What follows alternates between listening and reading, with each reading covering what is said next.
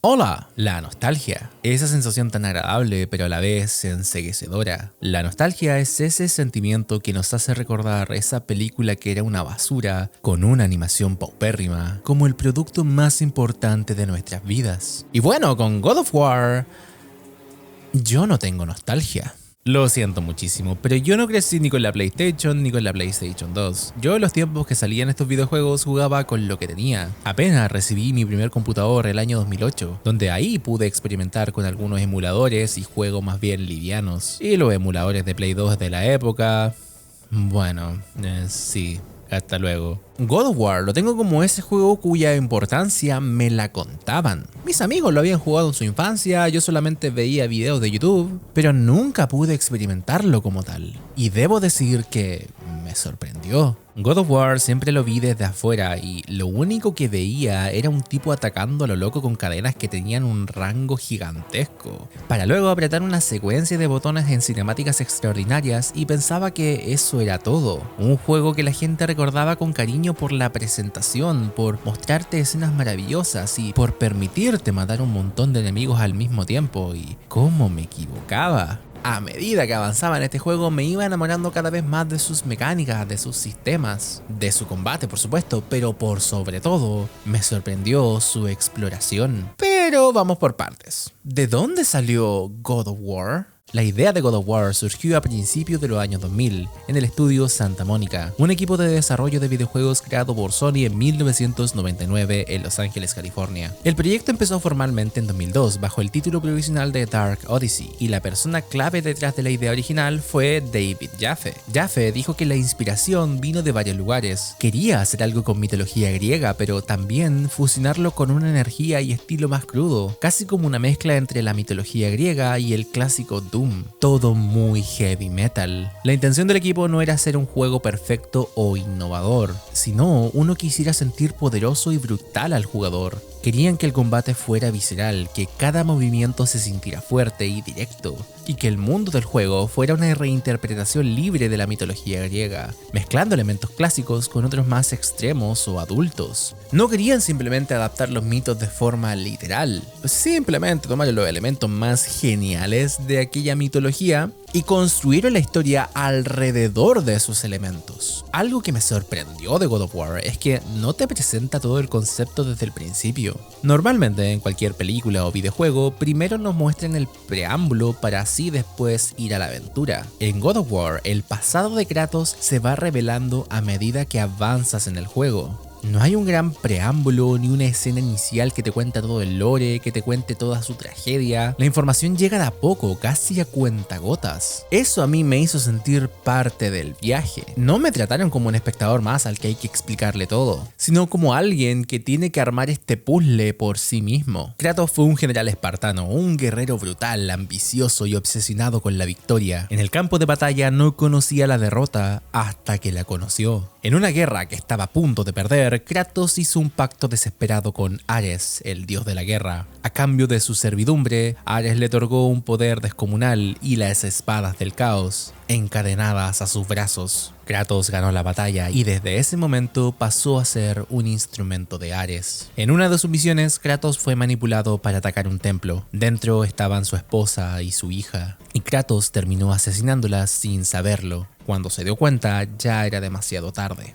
Como castigo y recordatorio eterno, las cenizas de su familia quedaron adheridas a su piel, volviéndolas completamente blanca. Desde entonces, Kratos carga con esa culpa todos los días de su vida. Ahora, Kratos se quiere rebelar en contra de Ares y busca venganza. Se cansó de ser su verdugo, busca matar a Ares, al dios de la guerra. ¡Ah! ¡Ah!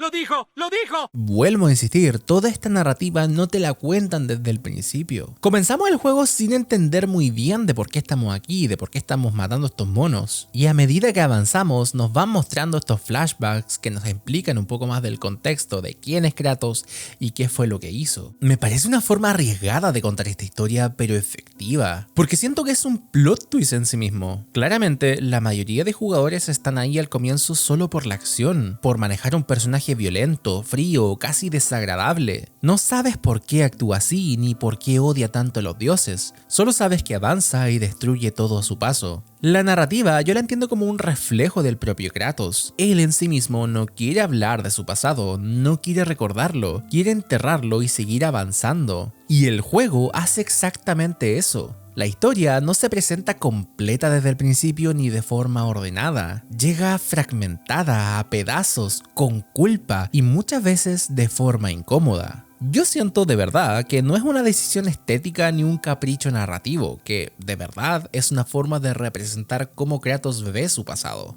Es una forma concreta de reforzar quién es Kratos y cómo enfrenta su culpa. No enfrentándola directamente, sino empujándola hacia atrás, intentando ocultarla y enterrarla. Y su jugabilidad de alguna forma también nos hace sentir este peso, de forma literal.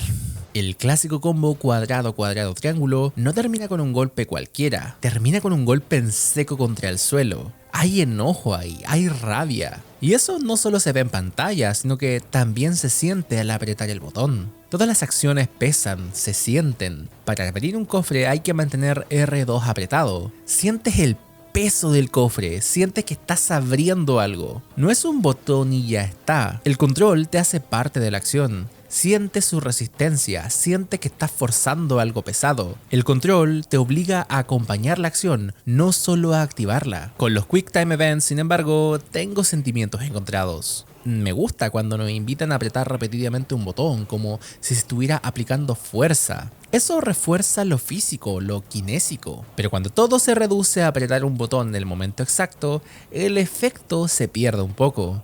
Ya no estás acompañando la acción ni sintiendo el esfuerzo, solo estás esperando una señal para reaccionar. Y en vez de meterte dentro de la escena, te saca de ella, deja de estar en la pelea y pasas a estar atento al botón. El combate efectivamente es visceral. Y algo que me llamó la atención y que no me esperaba para nada es que no hay tantos jefes gigantes como yo pensaba. Las mejoras ayudan a que el combate se sienta más variado, pero el juego nunca te exige memorizar cadenas infinitas de combos. Esto no es un Devil May Cry, donde importa el estilo, la puntuación o qué tan elegante peleas. Acá lo importante es la sensación de fuerza. Aún así, no es solamente apretar botones sin pensar. Hay que estar atento a los movimientos de los enemigos, hacer un parry en el momento en que te lo pidan, esquivar cuando corresponde. El juego te permite ser bruto, pero no descuidado. La exploración fue una sorpresa. Tiene elementos de Metroidvania, con habilidades y objetos que desbloquean a otros caminos, pero con un diseño que a veces se siente tosco, poco amable en ocasiones. Y no voy a hablar de los momentos de equilibrio porque es para despedir a alguien. Muchos niveles completos funcionan como puzzles. No es raro entender por qué hay gente que dice odiar ese nivel en particular. Ya saben de cuál hablo. A mí también me generó rechazo al principio. Todo parecía enredado, poco claro, incluso frustrante. Y sí, lo es, pero por un rato nomás. Porque cuando finalmente todo empieza a tener sentido, cuando entiendes cómo está pensado el espacio y qué te pide el juego, la satisfacción sí es real. No es una exploración cómoda del todo, pero sí recompensa la paciencia. Aunque si permiten ponerme pedante, quiero atreverme a decir que ambos sistemas, el combate y la exploración, están pensados para reforzar quién es Kratos. El combate es pesado, directo y violento porque Kratos es así. No es un personaje estilizado, no busca verse bien peleando, busca imponerse. Por eso, el juego no te pide combos largos ni precisión estética, sino presencia y fuerza. La exploración funciona de la misma manera, no es fluida ni elegante. Es torpe, a veces incómoda y muchas veces frustrante. Pero esa incomodidad calza con el viaje del personaje, un personaje que tiene un objetivo claro, que no sabe cómo llegar ahí, solo sabe combatir. Kratos no recorre este mundo con curiosidad ni asombro, lo atraviesa empujando, forzando, resolviendo obstáculos casi con molestia. El diseño de niveles transmite eso y tú como jugador también lo puedes sentir. Y ahí, según yo, es donde God of War se empieza a diferenciar de otros hack and slash de su época. Mientras juegos como Devil May Cry o Ninja Gaiden apuntaban a la destreza, a la velocidad y al estilo, God of War apostó por otra cosa, por hacerte sentir poderoso, por hacerte sentir pesado. Y cuando todo eso se alinea, combate, exploración, narrativa, el juego deja de ser solo espectacular, empieza a tener identidad y vaya que la tiene. El juego se ve precioso y eso es algo que sorprende considerando su edad.